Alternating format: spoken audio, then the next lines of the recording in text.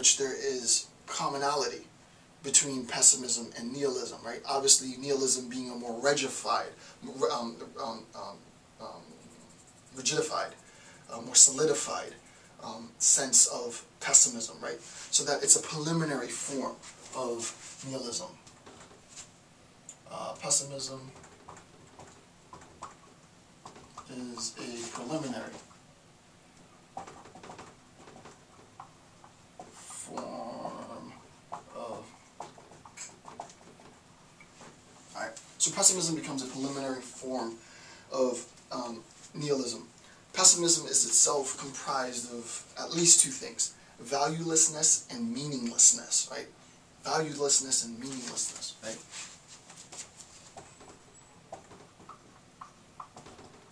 Comprised of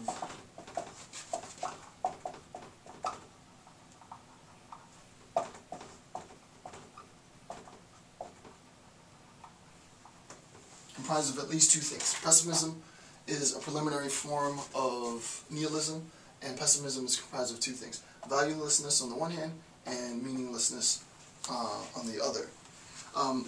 What we'll discuss is the notion of meaninglessness. We haven't yet, I haven't yet began to sort of articulate how we arrive at meaninglessness, but you should see that there's a connection, at least at this introductory stage, between meaninglessness and valuelessness. Remember, we arrive at a sense of valuelessness because we posit the highest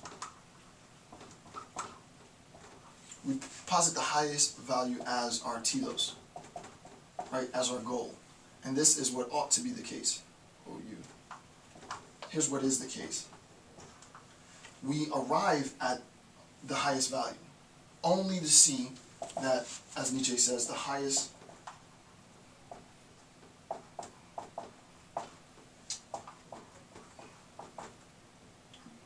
if I could write this one, devalue themselves.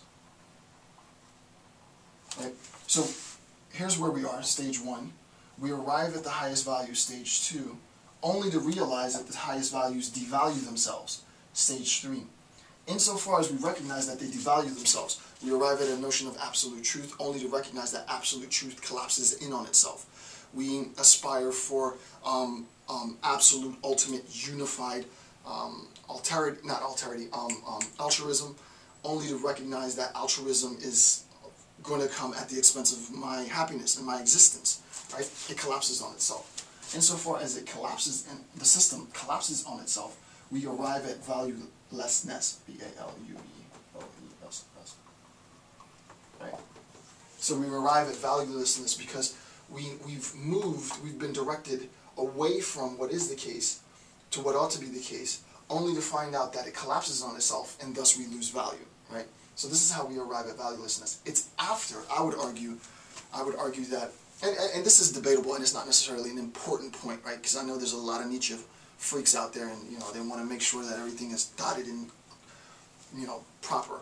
For me, conceptually, pedagogically, I would look at valuelessness as a precondition to meaninglessness, right? But that's just my interpretation. So that after we have attained a sense of valuelessness, then we arrive at a sense of...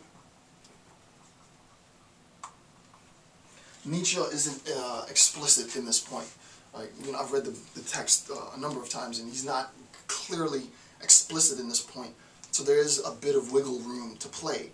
But for me, the way that I conceptualize this is if I posit as truth, absolute truth as my moral imperative, and I go towards this obligation of absolute truth, only to recognize that it collapses in on itself. Well, the value of truth loses itself. It loses its value. Insofar it loses its value, it loses its meaning. Right? It becomes meaningless. Right? And to even go further, in a Humean sense, it becomes nonsensical. Right? At its most, I don't want to jump the gun and jump ahead too much, but it becomes nonsensical. What does it even mean to talk about absolute truth? What does that even mean? Right? It loses its meaning. I would argue that you can't arrive at a loss of meaning. You can't arrive at meaninglessness until you've satisfied the condition of valuelessness. But this is debatable, the point being that you need both, right? That's not debatable.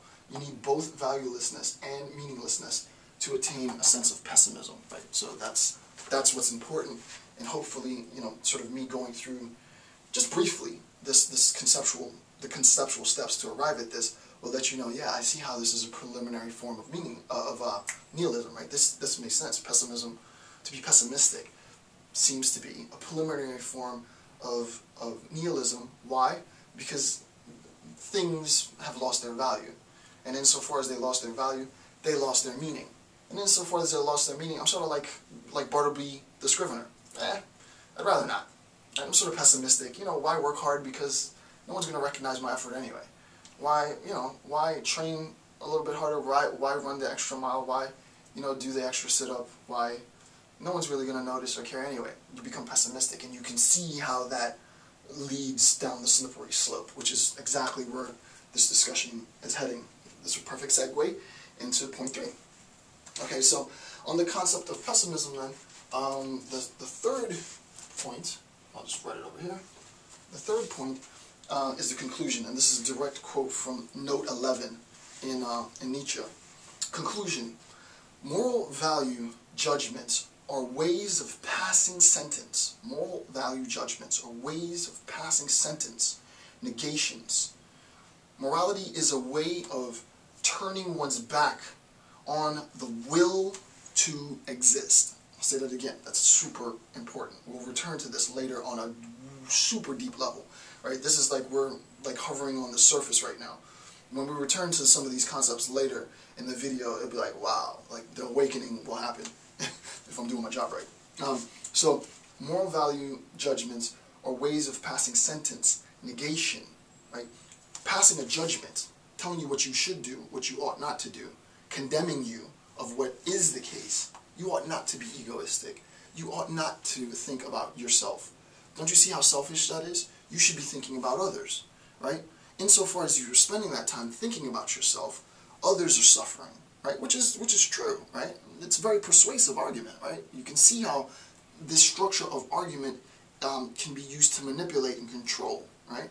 I mean, anything can be used to manipulate and control, but obviously, right? Why would you want to? I mean, all I ever hear from you is you talking about you. I'm tired of hearing that. Think about the other person. Okay, well, man, that's right. I'm being too selfish. Let me start thinking about the other person, right? So that judgment is a way of passing sentence, negating you and your desire and the things that you want for yourself, right? Morality, then, is a way of turning one's back on the will to exist, because that will to exist is rooted fundamentally, biologically. I mean, we know this, biologically, it's rooted in me, the preservation of myself. Self-preservation is the origin of the species. It's a nice little tie-in, right? Self-preservation is, in effect, the origin of the species, and I'll let you sort of decipher the ramifications of that statement.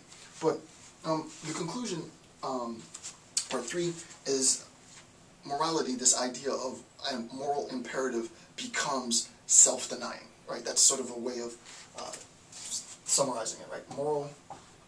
Morality, at least at this level, morality, B-E-C-O, becomes a means of self-denial, right? You should not, you shall not, you ought not, you must, this sort of deontological Kantian obligation, right? Or this, he uses Kant and he used Christian moral ethic sort of synonymously as giving us commands, right? Commandments, what we ought, what we must, what we shall do. This becomes judgment, right? This is the judgment, and the judgment is there to control the individual, right? It says, I have the desire to go here and here, and what ends up happening is my desire is controlled, right, by the moral imperative. Right? The moral imperative restricts my desire, right? So we say, no, that's bad. You can't want that. You can stay within this zone. This is the safe zone, right? This is the acceptable zone. The rest is unacceptable.